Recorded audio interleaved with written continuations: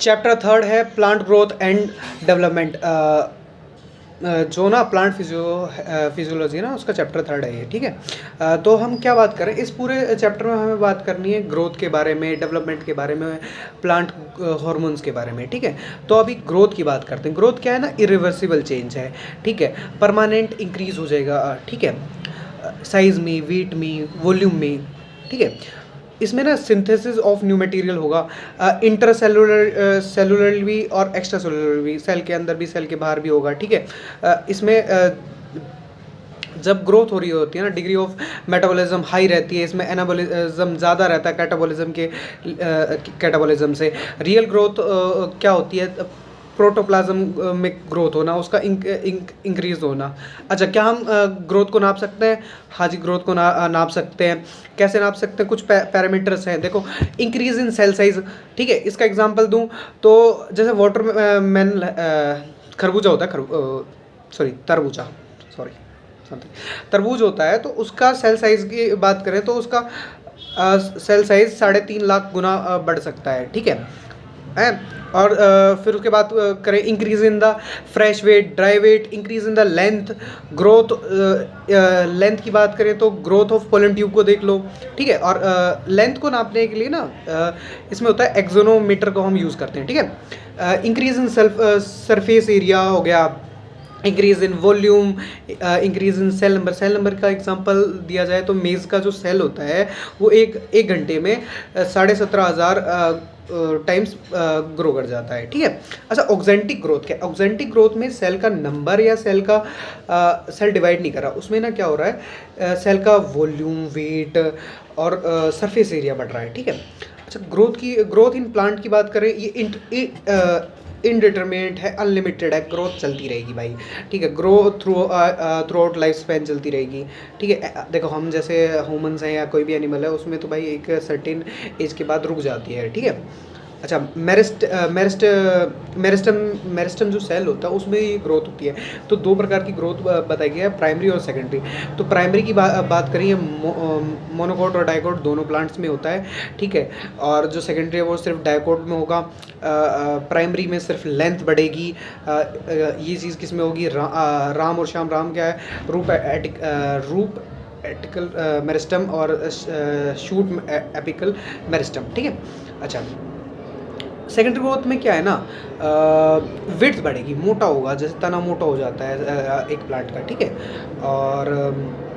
और क्या है इसमें जैसे राम उसका एग्जांपल था, इसमें क्या है, वेस्कुलर कैम्बियम, कोर कैम्बियम, ठीक है। आगे बात करें ओपन ग्रोथ और क्लोज ग्रोथ की। ओपन ग्रोथ क्या है, ये न्यू सेल्स ऑलवेज ऐड होते रहेंगे, प्लांट में देखा हमने। क्लोज ग्रोथ ज़्यादातर एनिमल्स में होती है, ठीक है। ओपन ग्रोथ में एक लोकलाइज, एक पत्ती बढ़ रही है या और कुछ जो भी एक लोकलाइज एरिया में होती है। बट जैसे हम इंसान या कोई भी एनिमल है, उसमें देखो कोई पूरा प्रोपोर्शनली ग्रोथ होती है ना, कोई ऐसा नहीं है उंगली बढ़ रही है हमारी, ठीक है। अच्छा, ओपन ग्रोथ में new organs, number of organs बढ़ जाते हैं, ठीक है। क्लोज ग्रोथ में ऐसा कुछ नहीं होता, ठीक है। हाँ, एक और बात बतानी थी कि ना, अगर एक सेल है, सेल के अंदर प्लाज्मा मेम्ब्रेन है, प्लाज्मा मेम्ब्रेन के अंदर प्रोटोप्लाज्म होता है। प्रोटोप्लाज्म और प्राइमरी मेम्ब्रेन को मिलाकर हम प्रोटोप्लास्ट बोलते हैं, ठीक है। अच्छा, फेजेस ऑफ ग्रोथ की बात करते हैं। फेजेस ऑफ ग्रोथ में क्या है, देखो, सेल डिवाइड करेगा। फर्स्ट फेज ये आ गया, सेल डिवीजन का फेज। सेकंड फेज है इलॉन्गेशन फेज, इसमें साइज बढ़ेगा। थर्ड फेज है मैचुरेशन और डिफरेंशिएशन फेज, ठीक है। तो पहला जो फेज होता है मेरिस्टेमेटिक फेज होता है, phase of the cell division. इसमें क्या है, मेरिस्टम में रूट एपिक्स या सूट एपिक्स में मेरिस्टम बनेंगे, ठीक है। डेंस प्रोटोप्लाज्म होगा, सेंटर में न्यूक्लियस बैठा होगा, या तो वैक्यूल होगा नहीं इस टाइम पे, या वैक्यूल एक पेरिफेरी में एक साइड में बैठा होगा, ठीक है। हाई रेस्पिरेटरी रेट होगा। सेल वॉल जो है सिर्फ प्राइमरी बनेगी। सेल का साइज बहुत छोटा होगा। फिर दूसरे फेज में आए, इलंगेशन फेज में आए तो फेज ऑफ एनलार्जमेंट भी कहा जा सकता है इसे। इसमें क्या है, ये मेरिस्टेमेटिक फेज के बाद ये आता है। इसमें डिवीज़न नहीं होती है, इसमें वैक्यूल का साइज़ बढ़ता है या नंबर बढ़ते हैं। न्यू सेल वॉल डिपॉजिट होती है, मतलब जो सेल वॉल थी ना उसके अंदर एक इनर सेल पे एक और वॉल बनती है, ठीक है, और सेल का साइज़ बढ़ता है। अब बात करते हैं थर्ड फेज़ की, मैच्योरेशन फेज़ और डिफरेंशिएशन फेज़ की। इसमें ना दो प्रकार की मतलब देखो स्ट्रक्चरली और फिजियोलॉजिकली चेंजेस आते हैं। स्ट्रक्चरली की बात करें तो सेल मैक्सिमम साइज़ ले लेता है, मैक्सिमम नंबर ऑफ वैक्यूल्स बन जाते हैं, सेकेंडरी वॉल आ जाती है, ठीक है। फिजियोलॉजिकली एक पर्टिकुलर फंक्शंस ले लेगा। फंक्शंस की एग्जांपल में बात करें, जैसे रूट हेयर का जो है उसका काम क्या है कि वाटर को ऑब्जर्व करवाना, मिनरल्स को ऑब्जर्व करवाना। और दूसरा एग्जांपल दो तो मीजोफिल देखे थे जैसे हमने चैप्टर में, तो इससे आगे वाले चैप्टर में मीजोफिल का क्या काम था, फोटोसिंथेसिस करवाना, ठीक है। अच्छा, अब एक डायग्राम बना हुआ है एनसीईआरटी में, उसके हिसाब से बताऊं तो जैसे सीड है, सीड के ऊपर शूट एपिकल मेरिस्टेम जा रही है, नीचे रूट एपिकल मेरिस्टेम जा रही है। तो सीड से जो ऊपर है पास वाली चीज़ को ना, बात देखो, पास वाली चीज़ को हम कहते हैं this is proximal and, this is distal end. तो सीड के ऊपर जैसे जा रही है और नीचे जा रही है, तो नीचे जो ऊपर है बिल्कुल ऐसे है proximal, there is a distal end distal. तो ये बता क्यों रहा हूँ, तो डिस्टल एंड पे ना मेरिस्टम्स होते हैं दोनों पे, मतलब जो फर्स्ट फेज चलता रहता है, और प्रॉक्सिमल एंड में मैच्योरेशन का काम चलता रहता है, बीच वाले में क्या है, एलोंगेशन का काम चलता रहता है, ठीक है। अच्छा, ग्रोथ रेट की बात करें तो क्या है, increase in particular per unit area, एक यूनिट एरिया में कितनी ग्रोथ हुई। तो एक होती है अर्थमेटिक ग्रोथ। अर्थमेटिक ग्रोथ में क्या है कि एक सेल है, वो डिवाइड हुआ दो में, एक ऐसे ही रह गया, अगला जो है फिर वो दो में डिवाइड हुआ तो एक वैसे ही रह जाएगा, फिर वो आगे डिवाइड कर गया, ऐसे डिवाइड करते आएंगे, कांस्टेंट ग्रोथ चलती रहेगी। इसमें दो टोटल सेल्स बनेंगे, एक आगे ऐसे ही ग्रोथ करता जाएगा और एक डिफरेंशिएट हो जाएगा। इसका ग्राफ जो देखते हैं ये लीनियर ग्राफ आता है, ठीक है, कांस्टेंट ग्रोथ होती है। अगर इसकी इक्वेशन की बात करें तो L T is equal to L nought plus R T, ठीक है। आर टी का क्या है, ग्रोथ रेट है, ठीक है कि और इसका हमेशा देखना ग्राफ ना थोड़ा एक जैसे ग्राफ है वो थोड़ा यहाँ से चालू होगा, ना कि इनिशियली कुछ तो लेंथ रही होगी ना उसकी, ठीक है। ओके, ज्योमेट्रिकल ग्रोथ क्या है, ज्योमेट्रिकल ग्रोथ में एक सेल है, दो में डिवाइड हुआ, फिर वो दो सेल और दो में डिवाइड होते हैं, तो एक्सपोनेंशियली ग्रोथ हो रही है। इसका जो ग्राफ आता है वो सिग्मोइड ग्राफ आता है। और इसमें बात करें तो इसकी इक्वेशन होती है डब्ल्यू टी इक्वल्स, वेट का टर्म में लेना ना, W T equals W not E power are T, ठीक है। आर टी जो है ना रिलेटिव ग्रोथ है, ठीक है, रिलेटिव ग्रोथ को हम देख रहे होते हैं। इस ग्राफ में देखे जाए तो पहले लैग फेज आता है, फिर लॉग फेज आता है, और फिर डिक्लाइनिंग फेज आता है, और सैचुरेटरी फेज आता है। तो लैग फेज में अभी इतना धीरे धीरे ग्रो कर रहा है, फिर लॉग फेज में एकदम से ग्रो कर रहा है, डिक्लाइनिंग फेज में कम हुआ और फिर एक सैचुरेशन आ गया, ठीक है। जैसे इसकी कुछ और एग्जांपल दूं तो बैक्टीरिया को जब हम कल्चर में करवाते हैं, और जाइगोट जब एम्ब्रियो में बन रहा होता है, ठीक है। जाइगोट की और बात की जाए तो जाइगोट इनिशियली तो ज्योमेट्रिकल ग्रोथ दिखाता है और फिर अर्थमेटिक ग्रोथ दिखाता है, ठीक है। अच्छा, okay, ways to measure the growth को कैसे मेज़र कर सकते हैं, दो तरीके हैं, एब्सोल्यूट ग्रोथ रेट और रिलेटिव ग्रोथ रेट। एब्सोल्यूट में हम क्या देखते हैं ना, फाइनली कितना बढ़ गया, फिर पहले तो फाइनल कितना बढ़ा, इनिशियल कितना था, उसको करेंगे तो हमें मिलेगा क्या, एब्सोल्यूट ग्रोथ। और फाइनल में क्या करते हैं, final minus initial upon initial multiply by 100, ठीक है। इससे हमें रिलेटिव ग्रोथ रेट मिलता है। ओके, इसमें एक एनसीईआरटी में भी एग्जांपल है, उसको देखें तो एक पत्ती थी 5 सेंटीमीटर की, वो बढ़ के होगी 10 सेंटीमीटर की। तो हमने एब्सोल्यूट की बात करेंगे तो 10 में से 5 गए तो 5 एब्सोल्यूट ग्रोथ आई, ठीक है। और इसकी रिलेटिव ग्रोथ की बात करेंगे तो हमें 100% मिल गया ना, ठीक है। और दूसरे केस में बात करें, एक पत्ती थी 50 मीटर की, वो 55 मीटर की हो गई। तो अब 55 में से 50 माइनस किए तो 5 आया, तो एब्सोल्यूट ग्रोथ रेट यहाँ भी 5 सेंटीमीटर की। और अगर हम रिलेटिव ग्रोथ रेट निकालेंगे 55 माइनस 50 अपॉन में 50 मल्टीप्लाई बाय 100 तो आया 10%। तो देखो दोनों केसेस में 5 सेंटीमीटर ही बढ़ा है, बट क्या है, पहले वाले केस में क्या है 100% रिलेटिव ग्रोथ है, और इसमें क्या है सिर्फ 10% ग्रोथ रेट है, ठीक है। अच्छा, कंडीशन क्या चाहिए हमें ग्रोथ के लिए? तो देखो पानी चाहिए, H2O चाहिए। क्यों चाहिए? Medium for all enzymatic activity, सारे एंजाइमेटिक एक्टिविटी इसी में होंगी। और इस सेल को टर्जेट मोटा रखता है, जिससे इलंगेशन एनलार्जमेंट करवा पाए हम।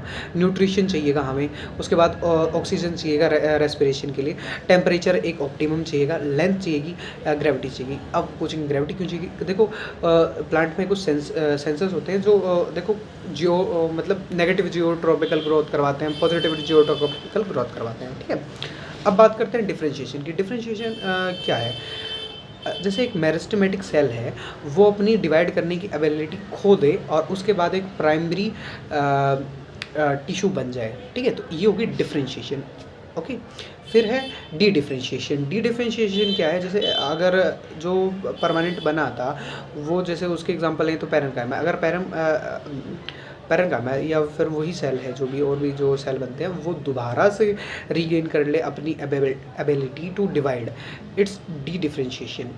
और फिर उसके बाद वो वही सेल अब आगे आके बाद में जैसे ये सेकेंडरी मेरिस्टम बन जाएगा, सेकेंडरी मेरिस्टम फिर दोबारा से अपना कोई फंक्शन ले ले, दैट मतलब कि देखो डिफरेंशिएशन में क्या हुआ कि एक सेल था, वो अपनी एबिलिटी खो के एक पर्टिकुलर फंक्शन लिया, तो डिफरेंशिएशन, वो पर्टिकुलर फंक्शन वाला सेल आगे जाकर अब दोबारा से डिवाइड करने लग जाए, डी डिफरेंशिएशन। और अब वो जो दोबारा से डिवाइड करने लग गया, अब दोबारा ले ले कोई फंक्शन, तो इट्स री डिफरेंशिएशन, ठीक है। तो इसकी एग्जांपल की बात करें तो एम्ब्रियो में जैसे सीड होता है, सीड से एम्ब्रियो बनता है, एम्ब्रियो से एम्ब्रियो मेरिस्टम बन जाएगा, सीडलिंग बनेगा, प्राइमरी मेरिस्टम बन जाएंगे। इसके एग्जांपल आते हैं रैम, शैम, इंटरसेटरी, ठीक है। अब क्या है, अब ये जो प्राइमरी मेरिस्टम बने हैं, ये लूज कर दें अपनी कैपेसिटी टू डिवाइड, तो ये क्या कर जाएंगे? डिफरेंशिएट कर जाएंगे। डिफरेंशिएट करके क्या बनाएंगे? प्राइमरी परमानेंट टिश्यूज़ बना लेंगे। एग्जांपल में पैरेन्काइमा, कोलेनकाइमा, स्केलरकाइमा, जाइलम, फ्लोएम और मेडुलरी। मतलब डिफरेंशिएशन क्या हुआ? अब इन्होंने पर्टिकुलर फंक्शन ले लिया है, ठीक है। अब लूज डिवाइड करने की कैपेबिलिटी छोड़कर एक पर्टिकुलर फंक्शन, ये वाला काम मोनोकॉट और डाइकॉट में दोनों में होता है, ठीक है।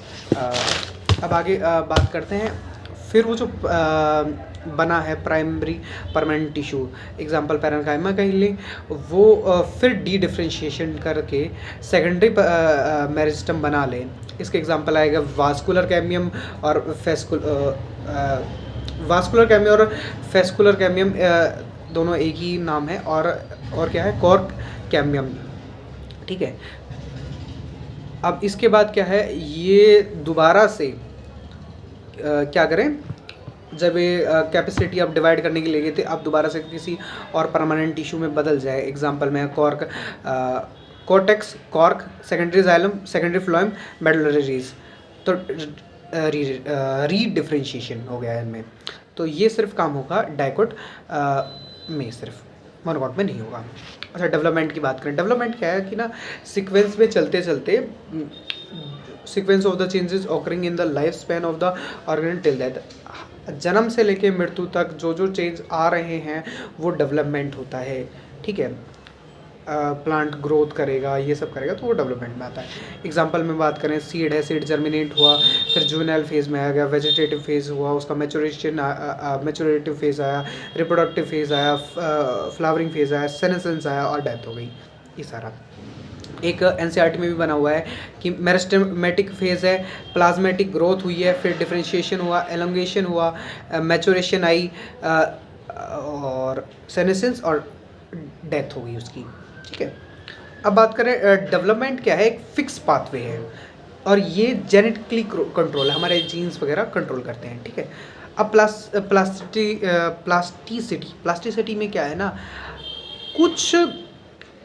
कुछ प्लांट है ना, ये अल्टर कर देते हैं इस काम को कि भाई plant has capacity to alter the modification development pathway according to the requirement. कोई रिक्वायरमेंट आई जिसकी वजह से ये जो पाथवे चल रहा था इसे उन्होंने अल्टर कर दिया।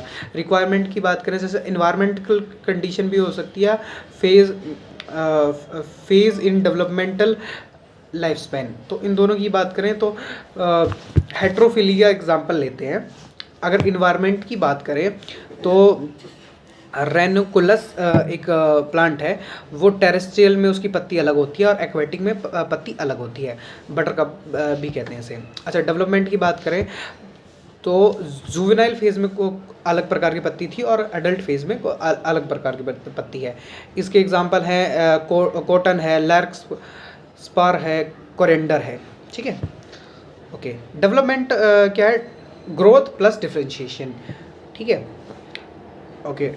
डिपेंड ऑन एक्सट्रिंसिक फैक्टर और इंट्रिंसिक फैक्टर। एक्सट्रिंसिक की बात करें टेम्परेचर, ऑक्सीजन, लाइट, H2O। ठीक है, इंट्रिंसिक फैक्टर में है intra cellularly genetic factor control करेंगे और इंट्रा सेलुलर जो है वो फाइटो हॉर्मोन्स। अब हार्मोन वाले सेकंड पार्ट में बात करेंगे। Thank you.